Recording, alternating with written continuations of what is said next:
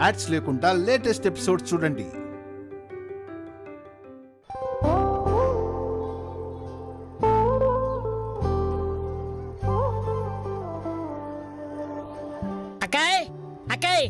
నువ్వు పైకిలే. నన్నే లేపుతావా పావనమూర్తి? అలాగనుకోవద్దక్క. నా జిల్బిల్ రాని దూర్ దేవుడికి కొబ్బరికాయ కొట్టింది, అందరికి తీర్థ ప్రసాదాలు ఇద్దామని. అలా చెప్పాలి కదా మావయ్య. మమ్మీ లే.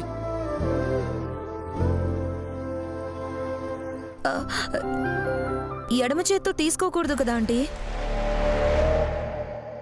అలా అయితే అందరికీ ఇచ్చేశాక గ్లాస్ ఇచ్చేస్తాను, తాగేస్తుంది వదిన. అత్త విధి, మా అత్తయ్యకి ఎలాంటి గతి పట్టినది తండ్రి?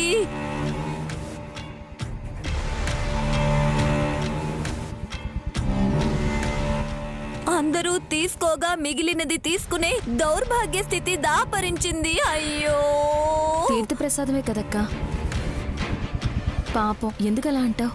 శుక్రాచార్యుళ్ళ ఆ ఎడమ కన్ను ఎలా మూసుకుందో చూసావా చెల్లి? బయటికి వెళ్తే ఏ అంకులైనా చూశాడంటే ఏంటి ఏదో తేడాగా చూస్తుందని అనుకోడా? హే పిచ్చిదానా, నువ్వు నోరు మూసుకుని ఉండకపోతే పనిచేస్తున్న చేత్తో నీ గొంతు పిసికేస్తా. వదినా ఊరుకో. అమ్మకి బీపీ పెరిగే కొద్దీ నయం కావడం లేట్ అవుతుంది. అదే కదా కావాల్సింది.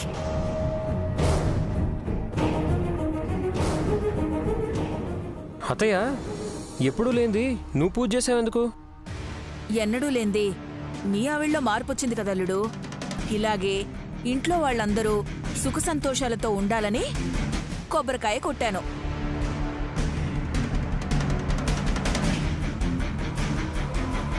నన్నందరూ నమ్మారు కానీ మా ఆయన మా అక్క మాత్రమే నమ్మలేదు పిన్ని. పర్వాలేదులే, మాఘమాసం వచ్చింది, పెళ్లిళ్ళు శోభనాలు ఎక్కువ జరుగుతాయి సుమ్మి. ఇప్పుడు మళ్ళీ పెళ్లి టాపిక్ ఎందుకత్తయ్యా? అబ్బా నీకు అర్థం కాదులే వల్లబ్బా. దురందర ఆంటీ అన్నది రెండో విషయం. ఓ,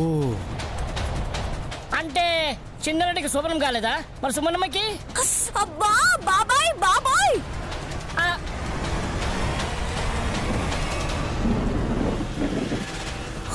ఏం కాపుతారా? మీ అమాయకత్వానికి 1/2 కోటి దండాలు. విక్రాంత్ సుమన మధ్య సఖ్యత పెరిగితే మళ్ళీ చిలకా గోరింకల్లా ఉంటారు అని చెప్తున్నారు. ఓ ఐ సీ. క్యారియన్. మీ మాట పుణ్యమా అని నేను క్యారీ చేయాలనుకుంటున్నాను బాబాయ్ గారు. ఇప్పుడు మంచి కోరి రేపు నిందించకూడదు సుమనా. ఏంటక్క, జరగని దాని గురించి అనుకోవటం ఎందుకన్నా నీ ఉద్దేశం? అర్థం అది కాదు, అపార్థం చేసుకోవద్దు అని చెప్తున్నాను. ఎవరు చూసొచ్చారక్క? గుర్రం ఎగరవచ్చు, విశాలాక్షమ్మ వారి దయ ఉంటే ఏదైనా జరగవచ్చని నువ్వే కదా అంటావు.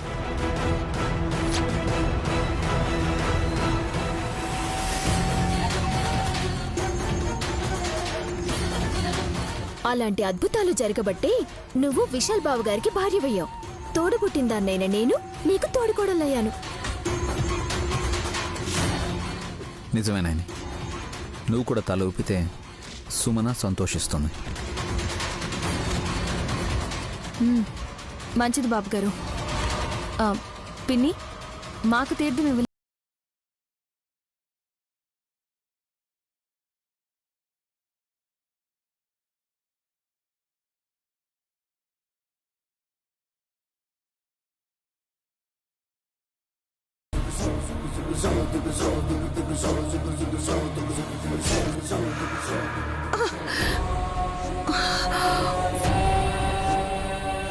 అరే అమ్మా,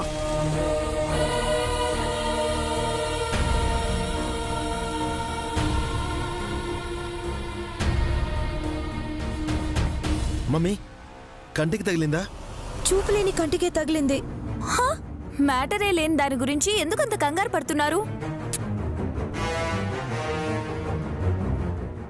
చిన్న పాపకి తెలియకుండా చేత్తో అలా అనేసింది.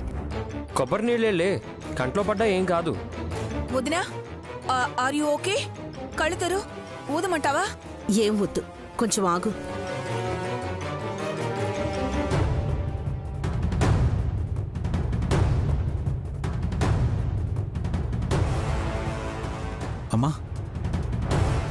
పర్లేదు కదా?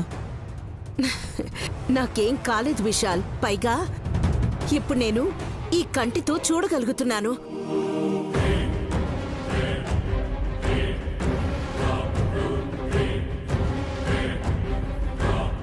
నాకు చూపు వచ్చేసింది.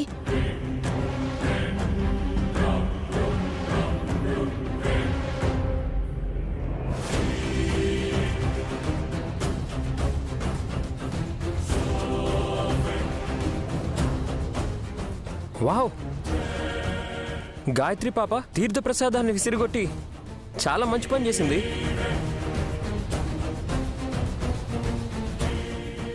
పోయిన నీ చూపు కూడా వచ్చేసింది.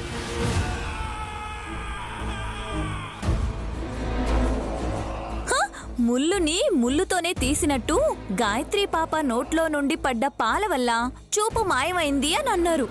మళ్ళీ ఈ చిన్నారి వల్లే చూపు వచ్చేసింది, చూసారా? అవునా?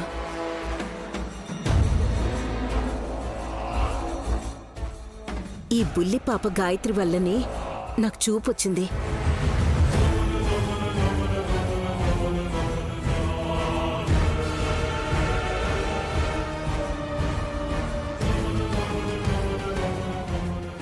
ఏమో అనుకున్నాను కానీ ఈ పాప అదృష్ట దేవత, వరాల్ని తీసుకొచ్చింది. పోనీలేండి, అప్పట్లా అనాథ పిల్ల అనుకోవక్కర్లా, ఇప్పుడు అందరి పిల్ల అయింది. దత్తత తీసుకున్నాక మా కూతురు అయ్యింది కదా. అప్పటి సంగతి అన్నాను బావగారు.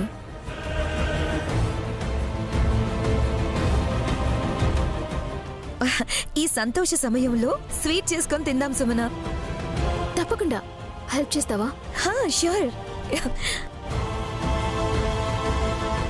గాయత్రి, మా అత్తయ్య నిన్ను ముద్దాడుతుంటే నిజంగా సంతోషం వేసింది.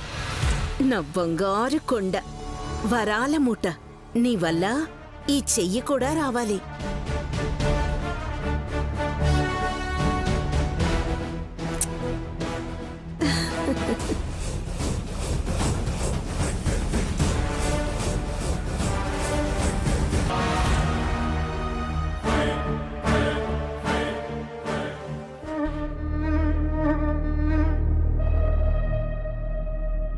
Sumana, let's go.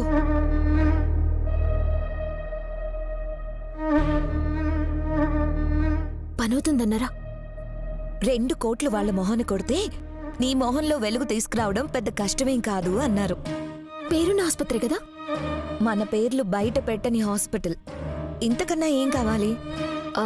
Thank you Kashi. నీ గర్భాశయాన్ని నాకిచ్చి నా ఆశయాన్ని నెరవేర్చబోతున్నావు. నీ రుణం ఎలా తీర్చుకోవాలో తెలియట్లేదు అని మాత్రం అనకు. కండిషన్ ఏంటో చెప్పాను కదా. చెప్పావు. ఇందులో ఉండే 3 కోట్లలో 1 కోటి నీకు, 2 కోట్లు హాస్పిటల్లో కట్టాలి. నీకు బిడ్డ పుట్టి ఆస్తొచ్చాక 50-50. అది ఇంపార్టెంట్. అందుకు కూడా ఒప్పుకున్నాను కదా. సరే, ముందు వెళ్దాం పదా. డాక్టర్ అపాయింట్మెంట్ తీసుకున్నాను. అడ్మిట్ అవ్వాలన్నావు. ఇంట్లో వాళ్ళకి ఏమని చెప్తాం? 5-6 గంటల ప్రాసెస్ అంతే. అక్కడే ఉండి రెస్ట్ తీసుకుంటే సరిపోతుంది. మనం ఓపిక చేసుకొని మెల్లగా రాగలిగితే ఇంట్లో వాళ్ళకి అనుమానం రాదు.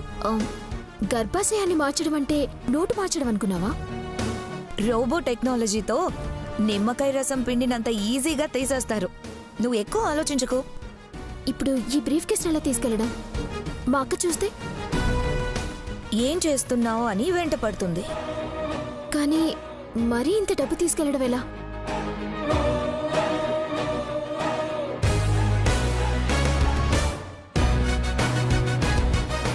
ఐడియా, జాకెట్లో పెట్టుకుందాం. ఎన్ని కట్టలున్నాయనుకున్నావు? రవికల్లో పట్టడానికి అవేమని తమలపాకులా? నేనన్న జాకెట్స్ వేరు. ఒక్క నిమిషం.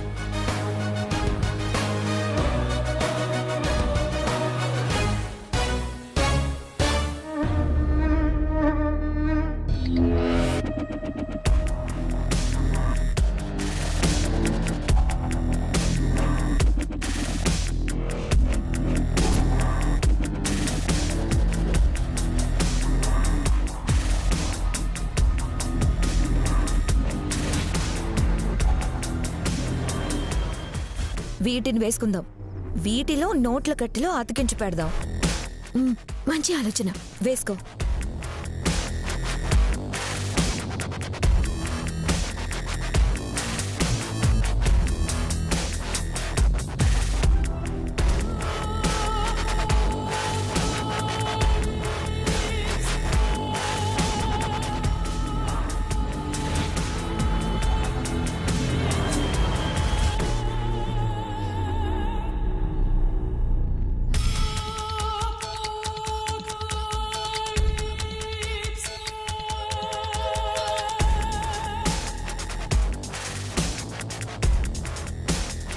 డన్.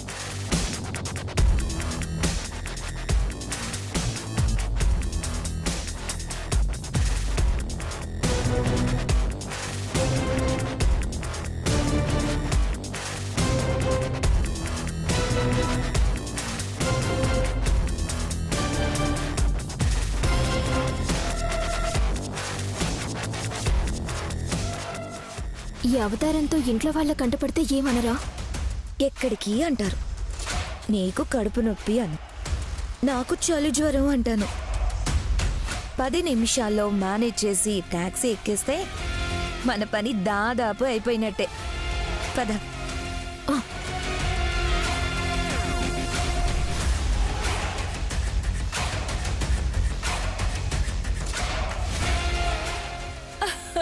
చిన్ని కన్నలు, చిట్టి కన్నలు, బంగారు తల్లిలు. బంగారం బంగారం ఇటు చూడు, ఇటు చూడు.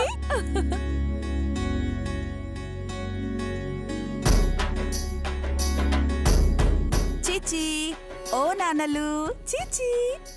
జుజ్జు హాయ్, ఇటు చూడు, ఇటు చూడు. గానవికి పెట్టినట్టు గాయత్రికి కూడా కాటుకు పెట్టండి. అస్సలు పెట్టించుకోదు దుర్దపిన్ని. అలంకారం అంటే ఇష్టం ఉండదు. మరి ఇంకేం ఇష్టం అంట? అమ్మ దగ్గర ఉండడమే ఇష్టం అనుకుంటా. ఓ, గాయత్రి నీకు చాలా తొందరగా అలవాటు అయిపోయిందమ్మా. వాళ్ళ తాత వదిలి బాగానే ఉంటుంది. ముందు నుంచే పాలిస్తూ వచ్చాను కదా బాబాయ్, బాగా దగ్గరైపోయింది.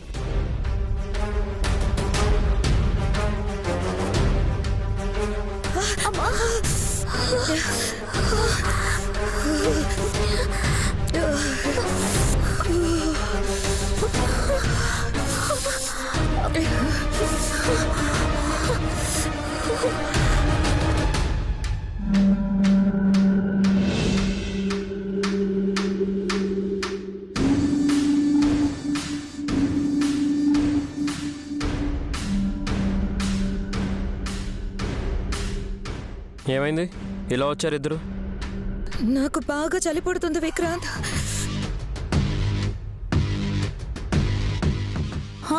బుడ్డి ఏదో దాచిపెట్టుంటావు కదా, షేక్ చేసి సగం లేపేలేకపోయావా? చలి ఎగిరిపోయేది. ఏయ్, నీ జోకులు ఆపవే. అరే పాపం, చలి జ్వరం ఏమన్నా వచ్చిందేమో. ఎగ్జాక్ట్లీ అదే వల్లబా.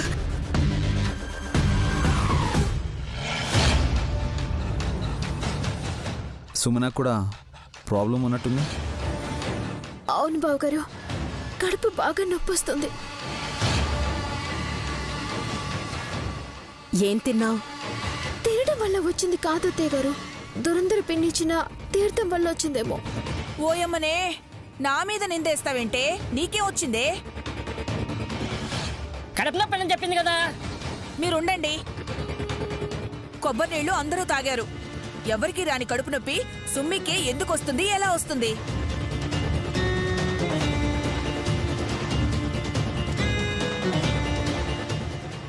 నాకు కూడా డౌట్ అదే. ఒకరికేమో చలి జ్వరం, ఇంకొకరికి కడుపు నొప్పి. తోడు దొంగల్లో ఉన్నారు ఇద్దరు. రేయ్, అలా అనకు. ఆడవాళ్ళు ప్రాబ్లమ్ని పూర్తిగా ఎక్స్ప్లెయిన్ చేయాల్సిన అవసరం లేదు, మనమే అర్థం చేసుకోవాలి.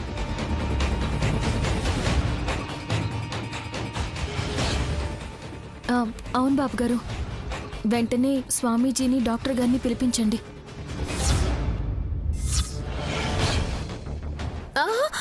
అవసరం లేదు, మేము హాస్పిటల్కి వెళ్ళి అక్కడే చూపించుకుంటాం. ఎక్కడైనా చూసేది ఒకటే చిట్టి. డాక్టర్ వచ్చేంత వరకు ఎదురు చూసే ఓపిక లేదు. మేము వెళ్తాం పద. మీరు వెళ్ళినా డాక్టర్ వచ్చినా అంతే టైం అవుతుంది కదా కాశీ. ఆఫ్ కోర్స్ ఆంటీ, కానీ అలా బయటికి వెళ్ళి వచ్చినట్టు ఉంటుందని.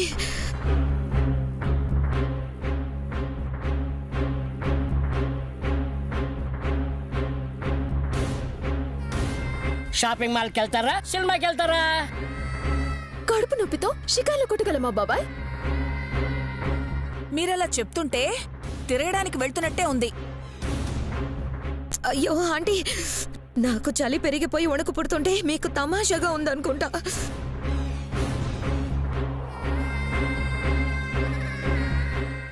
నా కడుపు నొప్పి ఎక్కువ అవుతుంది. ఒకటి పోయి ఇంకొకటి అయితే దానికి మీరే బాధ్యులవుతారు. మీ సమస్యకి ఇంకొకరిని బ్లేమ్ చేయడం ఎందుకు? విక్రాంత్, సుమన వెంట నువ్వు వెళ్ళు, కాశీ వెంట అమ్మ వెళ్ళిరండి. నో నో, వద్దు వద్దు.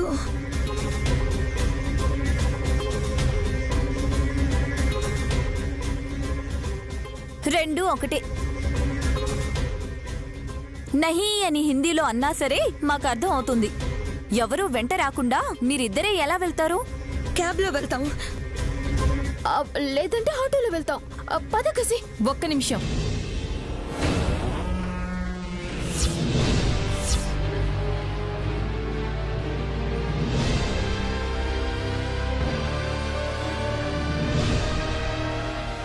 అనుమానం వచ్చిందేంటి మా అక్కకి? సుమన, ప్రాణం పోయేంత నొప్పి అయితే కానప్పుడు అల్లంలో కొంచెం తేనె కలిపి తిన్నా కడుపు నొప్పి తగ్గిపోతుంది. నీ బెల్లం మాటలు వింటూ ఇక్కడే ఉంటే నేనేమైపోతాను అని భయంగా ఉంది. నాకు చలి పెరిగిపోతుంది. హా? అంత చలిగా ఉందా? నీ చలి వెంటనే తగ్గిస్తానుండవే. ఏం చేస్తున్నావే? వదలంటుంటే వదలు. ఏ హాసిని, నేను వదలు. ఏ హాసిని, ఊపిరాడకుండా నొక్కేస్తావంటే? వదులు. మీ హాసిని. వదులు. అరే వదులు. ఏంటా పిచ్చి పని హాసిని? మా ఆయన హక్ చేసుకుంటే తప్పు, కానీ నేను హత్తుకుంటే తప్పేంటత్తయ్యా? పైగా చలి తగ్గుతుంది. నువ్వు హత్తుకుంటే వేడి రాదు. ఆ నీకోసం టాలీవుడ్ హీరో వస్తాడు మరి.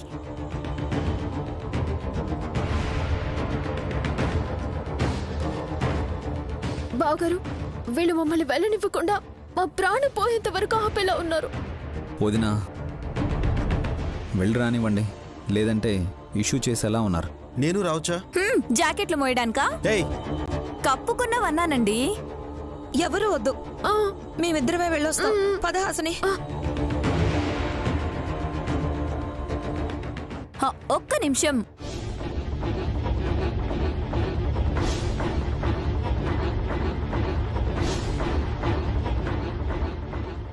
ఆగండి.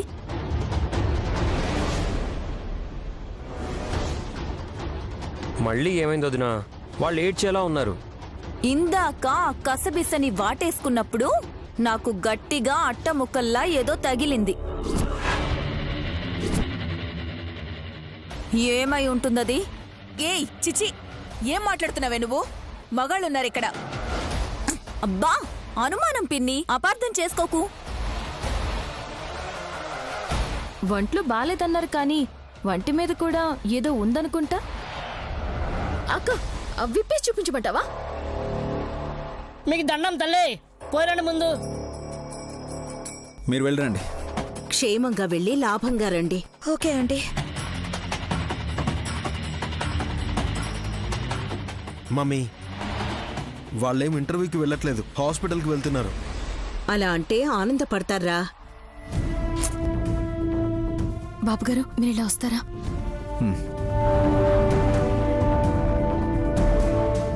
ఏంటని అందరూ ఉన్నప్పుడు సీక్రెట్గా చెప్పడం కష్టం అనిపిస్తే ఫోన్ చేయి, మాట్లాడుకుందాం. ఇది మరీ బాగుంది. ఇంట్లోనే ఉంటూ బయట వాళ్ళలో ఫోన్లో మాట్లాడుకోమంటారా? నువ్వేదో రహస్యం చెప్పాలి అనుకున్నావు కదా, చుట్టుపక్కల ఎవరైనా తిరుగాడుతూ ఉంటారని అలా సలహా ఇచ్చాను. బాగానే చెప్పారులే బాబు గారు. అయితే ముందు నేను చెప్పేది వినండి. చెప్పు. మా చెల్లెలు ఏదో చేస్తోంది. ఏమైనా చేసుకోనివ్వు, అది తన ఇష్టం. అదుపులేని ఆడపిల్లని ఆడనిచ్చినా చివరికి నవ్వులు పాలయ్యేది మనమే బాబుగారు. మీ చెల్లెల్ని ఇంకా చిన్నపిల్లని అనుకుంటున్నావా? అలా అనుకుంటే చెవి మెలేసి దారిలో పెట్టేదాన్ని. పూటకి 10 రూపాయలు చాలు 3 కోట్లు ఎందుకు అని మొహం మీద మొత్తేదాన్ని. నీలో కూడా కాస్త గయ్యాళితనం కనిపిస్తున్నట్టుంది నాయని. నిజమేనా? కుటుంబ క్షేమం కోసం నన్ను కాళికాదేవిలా చూసినా నేనేం అనుకోను.